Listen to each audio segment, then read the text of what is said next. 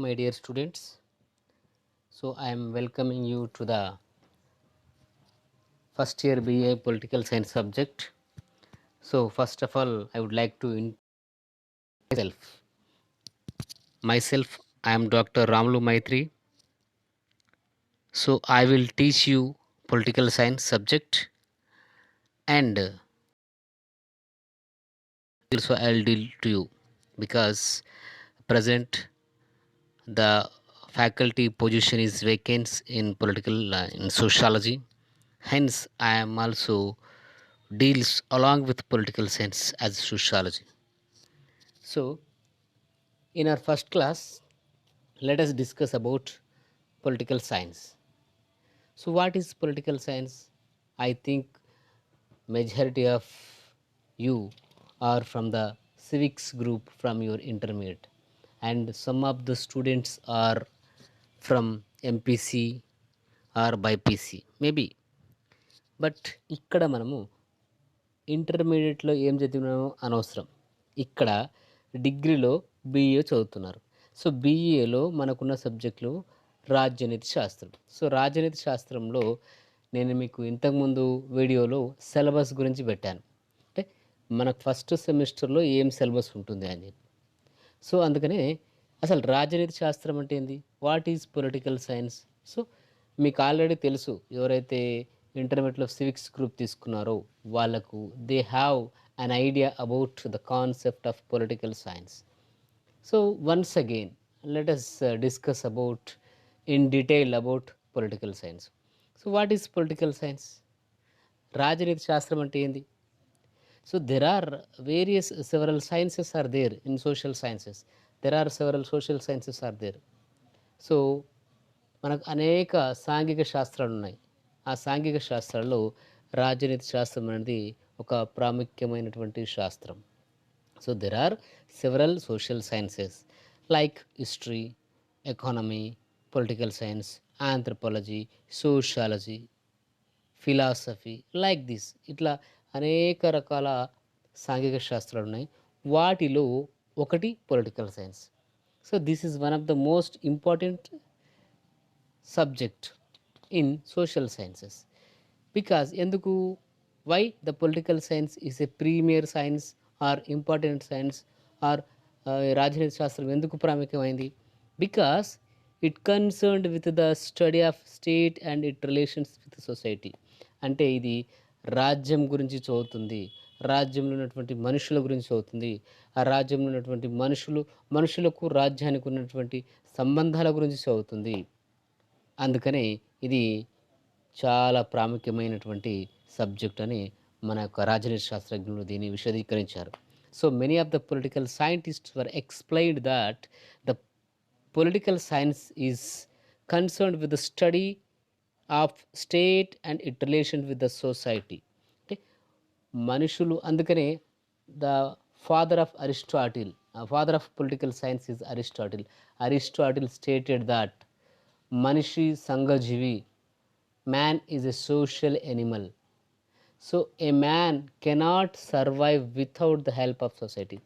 అతను ఏమన్నాడంటే మనిషి సంఘజీవి, మనిషి సంఘంతో సంబంధం లేకుండా బతకలేడు. అందుకే మనిషిని సంఘజీవి అని పోల్చాడు.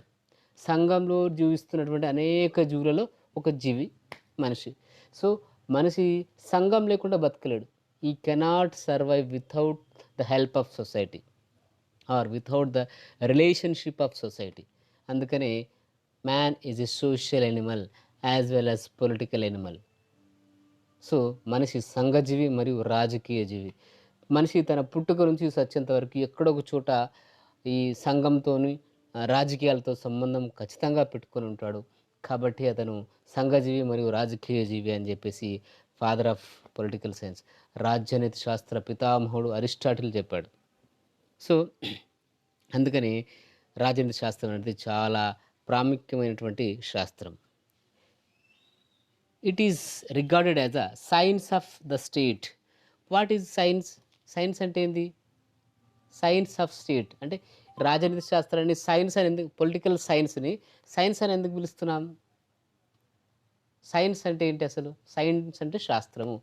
సో, ఇక్కడ రాజ్యనీతి శాస్త్రం. Science is nothing but A systematic study of a particular issue. అంటే ఒక్క అంశాన్ని గురించి చాలా శాస్త్రీయబద్ధంగా చదివే అంశమే సైన్స్.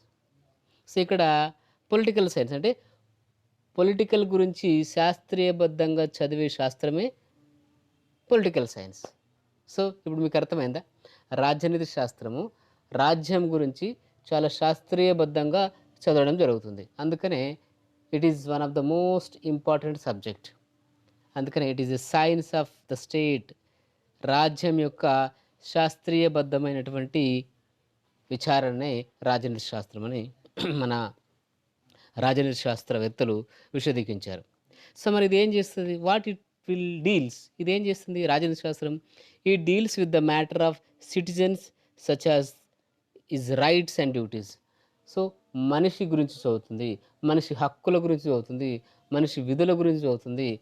ఈ మనిషికి ఆ హక్కులు ఏ విధంగా వచ్చాయి, తనకున్నటువంటి విధులు ఏంటివి, రాజ్యంలో మనిషి ఏ విధంగా తన హక్కులను పొందాలి, మనిషి ఏ విధంగా రాజ్యానికి లోబడి ఉండాలి, తనని తాను ఏ విధంగా పరిపాలించుకోవాలి, తనను తాను ఏ విధంగా సమర్పించుకోవాలి, తనని తాను ఏ విధంగా రూల్ చేసుకోవాలి, సెల్ఫ్ కంట్రోల్ ఏ విధంగా చేసుకోవాలి, ఎవ్రీథింగ్ అంటే ప్రతి అంశం రాజకీయాలకు సంబంధించినటువంటి మనిషితో ఉన్నటువంటి ప్రతి సంబంధాన్ని కూడా రాజనీతి శాస్త్రం డీల్ చేస్తుంది. అందుకని పొలిటికల్ సైన్స్ రాజనీతి శాస్త్రం అనేది one of the most important science or subject in the social sciences. అంటే రాజనీతి శాస్త్రం అనేది ఈ యొక్క సామాజిక శాస్త్రాలన్నింటిలో కూడా చాలా ప్రాముఖ్యమైనటువంటి పాత్రను పోషిస్తుంది. ఓకే, మరి రాజనీతి శాస్త్రం ఎప్పుడు పుట్టింది, ఎక్కడ పుట్టింది, దాని యొక్క ఆరిజిన్ చూసుకో. ఆరిజిన్ అంటే ఏంది? దాని యొక్క పుట్టుక మరియు అభివృద్ధి. సో, అది ఎక్కడ, ఆ కాన్సెప్ట్ ఎక్కడ పుట్టింది, ఏ విధంగా అభివృద్ధి చెందింది అనే విషయాన్ని కనుక ఒక్కసారి మనం పరిశీలిస్తే, the concept of political science has originated in Greek city states. క్రీస్తు పూర్వము గ్రీకు నగర రాజ్యాలలో ఈ యొక్క రాజనీతి శాస్త్రం అనేది పుట్టింది. అక్కడ ఈ కాన్సెప్ట్ డెవలప్ చేయడం జరిగింది. సో, సోక్రటీస్, ప్లేటో, అరిస్టాటిల్ ఇలాంటి గొప్ప గొప్ప రాజనీతి శాస్త్రవేత్తలు ఆ రాజనీతి శాస్త్రాన్ని అభివృద్ధి చేశారు ఆ రోజుల్లో. అంటే క్రీస్తు పూర్వం 2300 కంటే ముందు, బిఫోర్ బీసీలో 3rd సెంచరీలో, అంటే సుమారుగా ఇప్పుడు ఈరోజు 2020, ఈ 2020 కంటే ముందు ఇంకొక 300 ఇయర్స్ బ్యాక్, అంటే 2300 సంవత్సరాల క్రితమే రాజనీతి శాస్త్రం గ్రీకు నగర రాజ్యాలైనటువంటి మిలాన్, థేబ్స్, రోమ్ ఇలాంటి అనేక నగరాల్లో రాజనీతి శాస్త్రము అభివృద్ధి చెందింది. సో, అక్కడ భూమి మీద వాళ్ళు ఏమంటారంటే Greeks are described that the first civilization is flourished in Greek city states.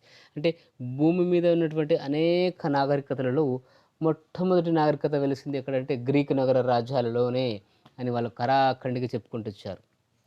So, మొట్టమొదటి నాగరికత గ్రీకు నగర రాజ్యాల్లో వెలసిల్లింది అని చెప్పారు. అంటే గ్రీకు నాగరికతలో, అంటే నాగరికత అంటే ఏంది, అక్కడ ఉన్నటువంటి ఆచారాలు, సాంప్రదాయాలు, పరిపాలన అన్నీ ఒక సిస్టమాటిక్ పద్ధతి. ఈరోజు మనం ఏ విధంగా అయితే అడ్వాన్స్ వ్యవస్థలు ఉన్నామో అలాంటి అడ్వాన్స్ వ్యవస్థ ఆ రోజుల్లోనే అక్కడ ఉండే. అది నాగరికత. సో, అట్లా ఈ గ్రీక్ సిటీ స్టేట్లు అయినటువంటి అథెన్స్, స్పార్టా, మిలాన్, థేబ్స్ వంటి నగరాలలో ఈ యొక్క రాజనీతి శాస్త్రం అనేది అభివృద్ధి చెందడం జరిగింది. సో, దీస్ సిటీ స్టేట్స్ ఏవైతే ఈ నగర రాజ్యాలు ఉన్నాయో గ్రీకులు, అవి సంపూర్ణమైనటువంటి సార్వభౌమాధికారాన్ని ఎంజాయ్ చేశాయి. ఈ రోజుల్లో ఏ విధంగా అయితే సార్వభౌమాధికారం ఉందో, సార్వభౌమాధికారం అంటే ఒక రాజకీయ సంబంధమైనటువంటి అతి ఉన్నతమైనటువంటి అధికారం ఎవరికి ఉంది? డెమోక్రటిక్ సిస్టంలో ప్రెసిడెంట్ ఆఫ్ ఇండియాకు ఉంది, ప్రైమ్ మినిస్టర్కు ఉంది, స్టేట్లో వచ్చేసి ముఖ్యమంత్రులకు, లేకపోతే కౌన్సిల్ ఆఫ్ మినిస్టర్స్కు, ఈ విధంగా ఒక అత్యున్నత అధికారాన్ని చెలాయించేటటువంటి విధానము గ్రీక్ సిటీ స్టేట్స్లలో ఆ రోజుల్లోనే ఉండేది. సో, అందుకనే the city states enjoyed the sovereignty they they possessed self confidence, self Reliance. ఆళ్ళు ఆ రోజుల్లోనే వాళ్ళు స్వయం సమృద్ధి, స్వయం స్వావలంబనను ఎంజాయ్ చేశారు. అంటే స్వయం సమృద్ధి అంటే సెల్ఫ్ డెవలప్‌మెంట్. సెల్ఫ్ తనను తాను ఏ విధంగా డెవలప్ జేసుకోవాలి, తద్వారా విలేజ్‌ని ఏ విధంగా డెవలప్ జేయాలి, దేశాన్ని ఏ విధంగా డెవలప్ జేయాలి అనే అంశాన్ని ఆ రోజుల్లోనే 2300 ఏళ్ల క్రితమే ఈ యొక్క సిటీ స్టేట్‌లలో రాజనీతి శాస్త్రము అభివృద్ధి చెందడం జరిగింది. సో, అందుకనే గ్రీకు సిటీ స్టేట్‌లో ఉన్నటువంటి అనేక నగరాలలో ప్రజలు 3 కేటగిరీలో ఉండేవాళ్ళు అని అతను వర్గీకరించాడు. So, according to Professor Catlin, the city states people or city states society is categorized into three groups such as citizens, aliens and slaves. అంటే ఆ రోజుల్లో గ్రీకు నగర రాజ్యాలు అత్యంత అభివృద్ధి చెందినాయని చెప్పుకున్నాం. ఓకే. అక్కడ ఉన్నటువంటి సమాజాన్ని మొత్తాన్ని 3 కేటగిరీలుగా వర్గీకరించేవాళ్ళు. ఒకటి సిటిజన్స్. సిటిజన్స్ అంటే ఎవరు? పౌరులు. ఏలియన్స్ అంటే ఆ నగరానికి వ్యాపార నిమిత్తం ఇతర రాష్ట్రాల నుంచి, ఇతర దేశాల నుంచి, ఇతర నగరాల నుంచి వచ్చినటువంటి వాళ్ళు ఏలియన్స్. And slaves. ఈ 2 వర్గాలకు సేవ చేస్తూ బతికే వాళ్ళే స్లేవ్స్. అంటే స్లేవరీ సిస్టము ఇప్పుడు గూడా ఉంది మనకు సమాజంలో. అప్పుడు గూడా ఉండే.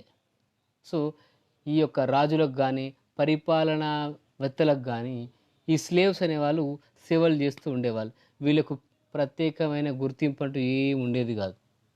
సో, అందుకనే మనకు రాను రాను స్లేవరీ సిస్టాన్ని అరిస్టాటిల్ ఏ విధంగా సపోర్ట్ జేశాడు, ఎందుకు సపోర్ట్ జేయాల్సొచ్చిందనే విషయాన్ని మనం హ్మ్, తదుపరి క్లాసులలో తెలుసుకుందాం. సో, ఇది రాజనీతి శాస్త్రం అంటే దాని యొక్క పుట్టుక గురించి, రాజనీతి శాస్త్రం అంటే ఏంది ఇంట్రడక్షన్ చూసుకున్నాం. దాని పుట్టుక చూసుకున్నాం. మరి రాజనీతి శాస్త్రం అంటే ఏంది? డెఫినేషన్స్ కూడా చూసుకోవాలి గదా! సో, డెఫినేషన్స్ కనుక చూసుకుంటే ఒక్కసారి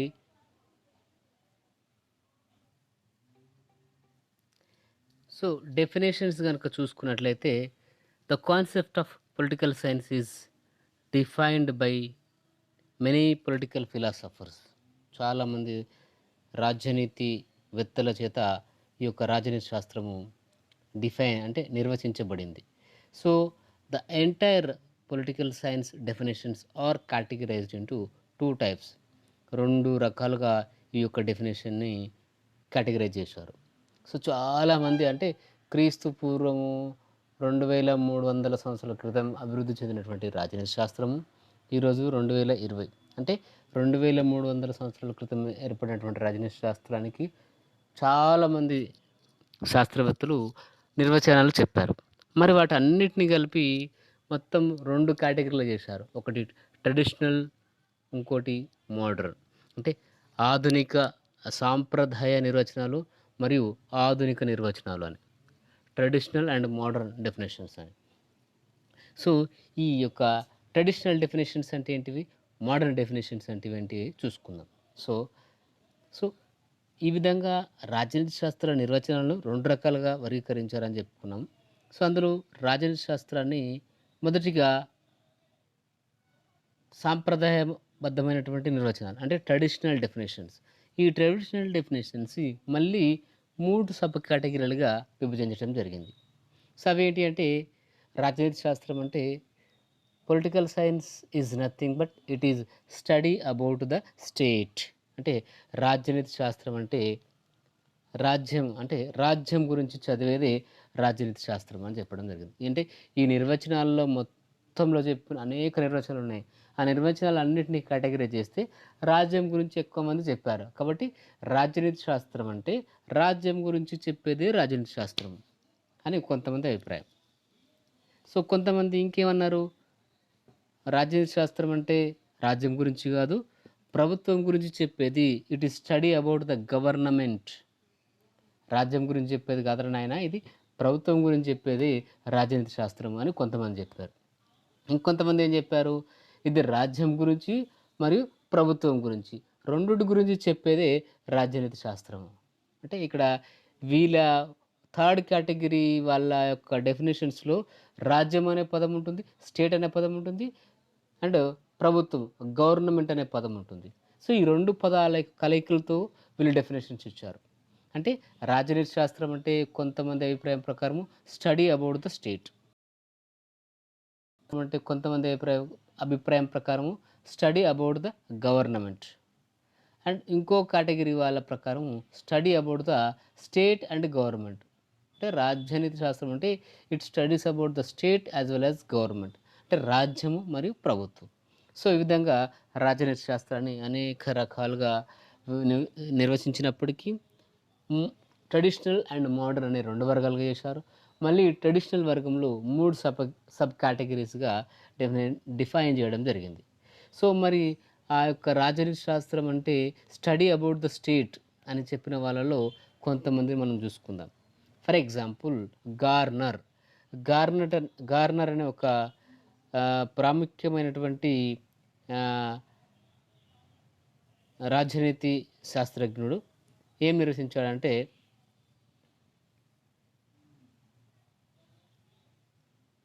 political science begins and ends with the state. రాజ్యనీతి శాస్త్రము రాజ్యంతో మొదలవుతుంది, రాజ్యంతో అంతమవుతుంది. అంటే రాజ్యం అనే పదం లేకుండా రాజనీతి శాస్త్రం లేదు అని చెప్పాడు తను.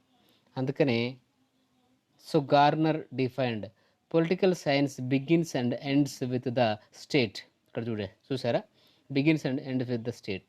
అండ్ అట్లే గెటిల్ గురించి చెప్పాడు. గెటిల్ ఏం చెప్పాడు? Political science is an historical investigation of what state has been, an analytical study of what state is, and the discussion of what state should be. అంటే ఇక్కడ ఈ మొత్తం డెఫినేషన్స్లో ఏం చెప్పారంటే రాజనీతి శాస్త్రం అంటే గతంలో రాజ్యం ఏ విధంగా ఉండే, ప్రస్తుతం రాజ్యం ఏ విధంగా ఉంది, భవిష్యత్తులో రాజ్యం ఏ విధంగా ఉండబోతుంది అనే విషయాలు చెప్పేది రాజనీతి శాస్త్రం అని చెప్పేసి 3 అంశాలను ఇక్కడ క్రోడీకరించాడు. అంటే పాస్ట్ని చెప్పాడు, ప్రజెంట్ని చెప్పాడు అండ్ ఫ్యూచర్ని చెప్పాడు. అంటే గతంలో రాజ్యం ఏ విధంగా ఉండే, వర్తమానంలో రాజ్యం ఏ విధంగా ఉంది, ప్రజెంట్ ఈజ్, అండ్ ఫ్యూచర్లో వాట్ స్టేట్ షుడ్ బి అంటే ఇన్ ఫ్యూచర్. సో గతంలో ఏ విధంగా ఉండే, వర్తమానంలో ఏ విధంగా ఉంది, ఫ్యూచర్లో ఏ విధంగా ఉండబోతుంది రాజ్యం. ఇది రాజనీతి శాస్త్రం అని చెప్పేసి మనకు గెటిల్ చెప్పాడు. అండ్ అప్పాదొర ఇంకో అతను చెప్పాడు, political science concern with the conditions essential for the existent and development of state. అంటే రాజనీతి శాస్త్రం అంటే అప్పదొర ప్రకారము ఎసెన్షియల్ కండిషన్స్, రాజ్యం అభివృద్ధి చెందుటకు అవసరమైనటువంటి వనరుల సముదాయమే రాజనీతి శాస్త్రం. So political science concern with essential for the existence and development of the state. అంటే రాజ్యం అభివృద్ధి చెందుటకు దోహదపడే అనేక అంశాల యొక్క సముదాయము లేకపోతే స్టడీ లేక అధ్యయనమే రాజనీతి శాస్త్రం అని చెప్పేసి అప్పాదొరే చెప్పాడు. So this is study about the state. వీళ్ళ ఈ ముగ్గురు డెఫినేషన్స్లో స్టేట్ అనే పదం కామన్గా ఉంటుంది. ఎక్కడైనా స్టేట్ అనే పదం ఉంటుంది, స్టేట్ లేకుండా వీళ్ళ డెఫినేషన్ ఏం లేదు. ఇంకొక వర్గం ఇందాక మనం చెప్పుకున్నట్టు study about the government. Political science is study about the government. So ఇక్కడ ఉన్న ఒక ఇద్దరు శాస్త్రవేత్తలు, ఇద్దరు రాజనీతివేత్తలు వాళ్ళ యొక్క అభిప్రాయాన్ని వెలిబుచ్చారు. రాజనీతి శాస్త్రం అంటే అకార్డింగ్ టు స్టీఫెన్ లీకాక్ అనే ఒక రాజనీతివేత్త ప్రకారము political science deals with the government గురించి డీల్ చేసేదే రాజనీతి శాస్త్రం అని చెప్పి అతను చెప్పాడు. అండ్ జాన్ రిచర్డ్ సీలీ, ఇతను కూడా ఒక రాజనీతివేత్త. ఇతను ఏం చెప్పాడు? Political science investigate the phenomenon of the government. అంటే రాజనీతి అనేది యొక్క ప్రభుత్వం యొక్క విషయాలను త్రవ్వి తీసేది, ఇన్వెస్టిగేట్ చేయడం.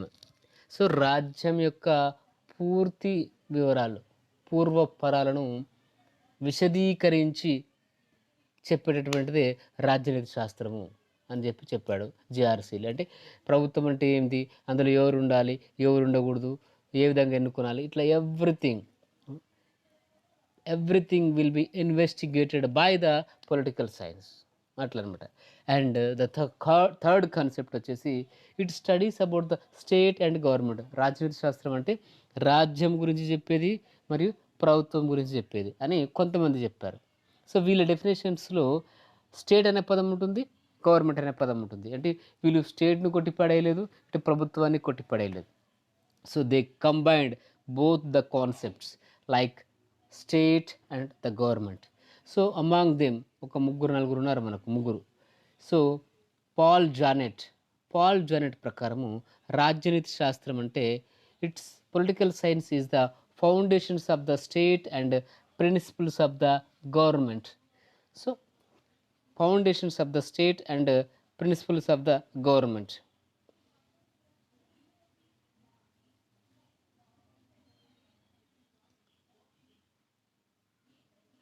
సో ఇట్లా రాజనీతి శాస్త్రం అంటే it studies about the state and the government. So ఇందులో ముఖ్యంగా జానెట్ చెప్పినట్టు రాజనీతి శాస్త్రం అంటే political science is nothing but it is the foundations of the state and the principles of the government. రాజనీతి శాస్త్రం యొక్క ఆధారాలు మరియు సిద్ధాంతాల గురించి చదివేదే రాజనీతి శాస్త్రం అని చెప్పేసి జానెట్ చెప్పాడు. అట్లే RN Gilchrist the foundations of the state and government. రాజ్యం నీతి శాస్త్రం అంటే రాజ్యం యొక్క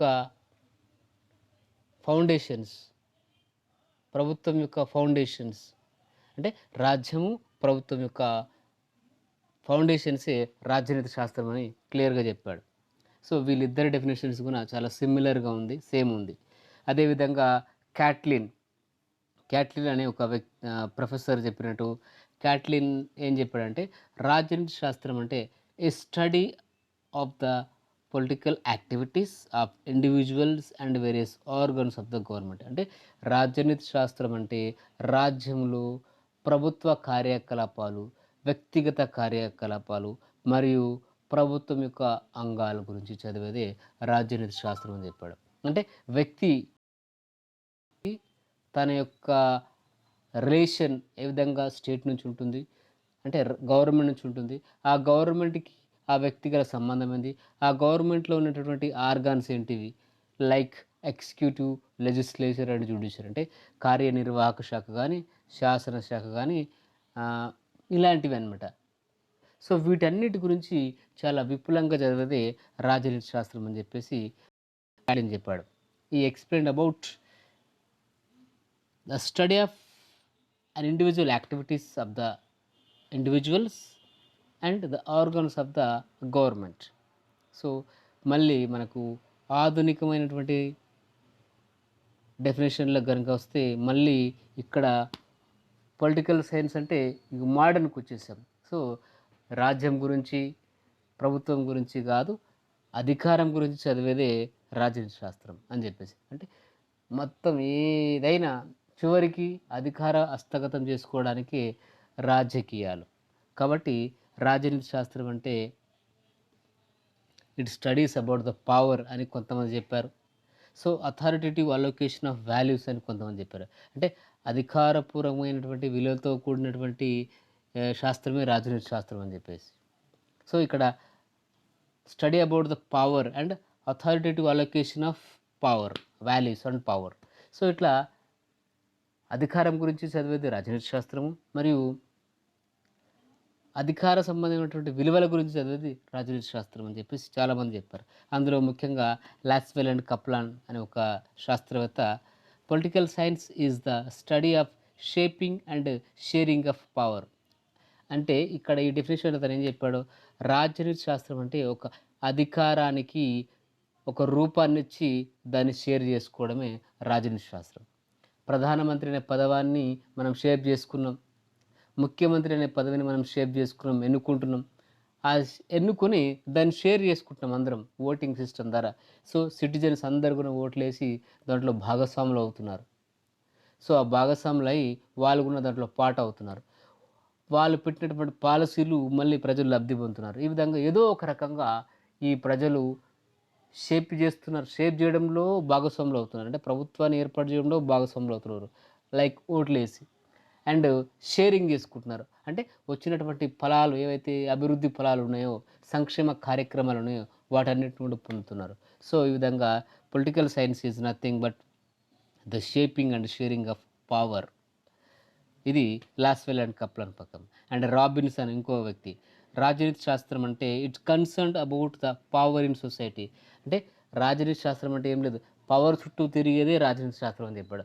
ఏ యాక్టివిటీ చేయాలనుకున్నా, ఏం చేసినా చివరికి అధికారాన్ని హస్తగతం చేసుకోవడమే ప్రథమ కర్తవ్యంగా మారింది. అదే రాజనీతి శాస్త్రం అని చెప్పేసి రాబిన్సన్. అండ్ అట్లా ఇంకో వ్యక్తి డేవిడ్సన్. సో, రాజనీతి శాస్త్రం అంటే అథారిటేటివ్ అలొకేషన్ ఆఫ్ వాల్యూస్. అంటే అధికారపూర్వకమైనటువంటి విలువలతో కూడినటువంటి విలువలే రాజనీతి. సో, ఇక్కడ అధికారం ఉంటుంది, విలువలు ఉంటాయి. అధికారం ఉంది కదని చెప్పేసి మోనార్క్ లేక అరేయ్! ఎదురొచ్చిన వాళ్ళలా చంపండి అని చెప్పడు. సో, ఒక వ్యక్తి తన హక్కులకు భంగం కలిగితే తన కోర్టుకెళ్తాడు. సో, ఇట్లా అధికారపూర్వకమైనటువంటి విలువలతో కూడినటువంటి రాజకీయమే రాజ్య రాజ్య రాజనీతి శాస్త్రం అని ఈ డేవిడ్ ఈస్టన్ చెప్పాడు. అట్లే ఇంకొక వ్యక్తి హిల్‌మ్యాన్. అతనేం చెప్పాడు, political science is nothing but who gets what, when and why. ఒక వ్యక్తి ఏమి పొందుతున్నాడు, ఎందుకు పొందుతున్నాడు, ఎక్కడ పొందుతున్నాడు అని తెలిపేదే రాజనీతి శాస్త్రం. అంటే ఒక వ్యక్తి తన సమాజంలో అనేక రకాలైనటువంటి వెసులుబాట్లు పొందుతుంటాడు, సౌకర్యాలు పొందుతుంటాడు. తను ఏం పొందుతున్నాడు, ఎక్కడ పొందుతున్నాడు, ఎందుకు పొందుతున్నాడు, ఇవన్నిటి యొక్క అధ్యయనమే రాజనీతి శాస్త్రం అని చెప్పేసి హిల్‌మ్యాన్ చెప్పాడు. ఈ విధంగా రాజనీతి శాస్త్రం ఈరోజు మనం ఏం నేర్చుకున్నాం ముఖ్యంగా రాజనీతి శాస్త్రం అంటే ఏంటి? దానికి ఉన్నటువంటి డెఫినేషన్స్ ఏంటివి? సో, అది ఎక్కడ పుట్టింది? ఈ విధంగా రాజనీతి శాస్త్రం గురించి రాజనీతి శాస్త్రం చదువుతున్న మనము రాజనీతి శాస్త్రం అంటే ఏందో కంపల్సరీ తెలవాలి కాబట్టి ఇది అందరూ వినండి. 1కి 2 సార్లు వినండి, చదవండి వీలైతే. సో, ఇంకేమైనా డౌట్స్ ఉంటే అడగండి. నేను అందుకనే యాక్చువల్‌గా మీరు ఫస్ట్ బ్యాచ్ ఇంటర్మీడియేట్ నుంచి వచ్చారు చాలామంది తెలుగు మీడియం బ్యాక్‌గ్రౌండ్ నుంచి అని తెలిసింది నాకు. అంటే నేను సర్టిఫికేట్లు చూస్తున్న క్రమంలో. అందుకనే బైలింగ్వల్ అంటే 2 భాషలు వాడాను. ఇటు తెలుగు అండ్ ఇంగ్లీష్. యాక్చువల్‌గా అయితే తెలుగు వాడకూడదు. మనది English medium schools, colleges, English medium institutions. But we should not use English. But I used Telugu for your convenient. మీకు అర్థం నేను ఎంత చెప్పాననేది ఇంపార్టెంట్ కాదు. మీకు ఎంత అర్థమయ్యేదనేది ఇంపార్టెంట్. కాబట్టి నేను తెలుగు వాడాల్సి వచ్చింది. అంటే ఈ సెమిస్టర్‌లో మాక్సిమం మీరు తెలుగు వాడుతుంటాను ఈ విధంగా. రాబోయే రోజుల్లో తెలుగును మెల్లగా తగ్గించుకుంటూ వస్తాను. Okay. My dear students, I hope you are all understand and once go through the video in detail. 1కి 2 సార్లు వీడియోని చూడండి ఓపిక తెచ్చుకొని. సో, ఆ విధంగా ఇంకేమైనా డౌట్స్ ఉంటే అడగండి. మనం నెక్స్ట్ క్లాస్‌లో రాజనీతి శాస్త్రం అంటే ఏందో తెలుసుకున్నాం ఇప్పుడు. నెక్స్ట్ క్లాస్‌లో political theory, what is political theory అనే అంశం గురించి డిస్కషన్ చేసుకుందాం. Okay. Bye. Take care and all the best. ఇంకేమైనా అంశాలుంటే నా దృష్టికి తీసుకురాగలరు. I will try to rectify it. Okay. Bye.